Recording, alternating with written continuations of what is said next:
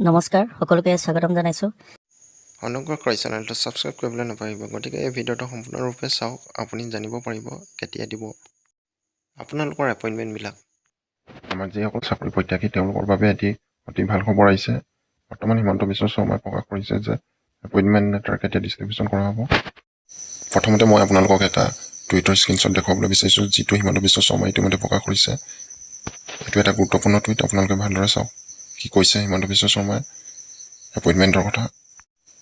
CM Dr. Himanta Biswa shared a meeting at Lokaseva Bhavan with senior officials to review preparations for issuing appointment letters to nearly 25,000 candidates selected through various state-level recruitment boards across departments including education, health, police, APSC, MERD and others. আমি গভীৰ আগ্ৰহে ৰৈ আছিলোঁ appointment লেটাৰৰ বাবে গতিকে ইয়াৰ পৰৱৰ্তী অংশটো CM directed departments to complete all pending formalities including randomization, allocation and posting orders to ensure the ceremonial distribution begins by the end of November and is concluded in the first week of December. ইয়াৰ পৰাই সম্পূৰ্ণ স্পষ্ট হৈছে যে আমাৰ যিটো এপইণ্টমেণ্টৰ চেৰেমনি হ'ব এই চেৰেমনিটো সম্পূৰ্ণৰূপে নৱেম্বৰ শেষত ষ্টাৰ্ট কৰিব আৰু ডিচেম্বৰ ফাৰ্ষ্ট উইকৰ ভিতৰত শেষ কৰিব এইটো ইতিমধ্যে এই পোষ্টৰ যোগেদি প্ৰকাশ কৰিছে আমি আগতে কোনো এটা নিৰ্দিষ্ট সময় পোৱা নাছিলোঁ নৱেম্বৰ বুলি কৈ আছিলে কিন্তু কেতিয়া দিব সেয়া জনা নাছিলোঁ কিন্তু ইতিমধ্যে ইয়াত সম্পূৰ্ণৰূপে প্ৰকাশ কৰিছে যে নৱেম্বৰ লাষ্ট উইকত এপইণ্টমেণ্টবিলাক দিব বুলি আৰু ফাৰ্ষ্ট উইকৰ ভিতৰত শেষ হ'ব বুলি ডিচেম্বৰ মাহত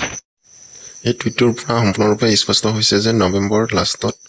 এপইণ্টমেণ্টবিলাক দিব আৰু ডিচেম্বৰ ফাৰ্ষ্টত এপইণ্টমেণ্টবিলাক দিয়াটো শেষ কৰিব ইয়াত যিহেতু কৈছে 25,000 কেণ্ডিডেট বুলি কিন্তু আগতে কৈ আছিলে 35,000 কেণ্ডিডেট বুলি হয়তো ইয়াত অলপমান বাদ যাব নহ'লে সময়ৰ লগে লগে হয়তো আৰু অলপমান বাঢ়িব এপইণ্টমেণ্টৰ কাৰণে কিন্তু এইটো সঠিককৈ ক'ব নোৱাৰি গতিকে সঠিকভাৱে ক'ব নোৱাৰি তেওঁলোকে কোনখিনি কেণ্ডিডেট বাদ দিছে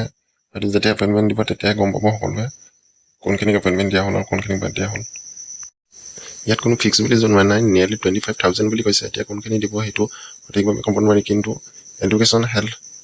পুলিচ APSC MERD এইসকল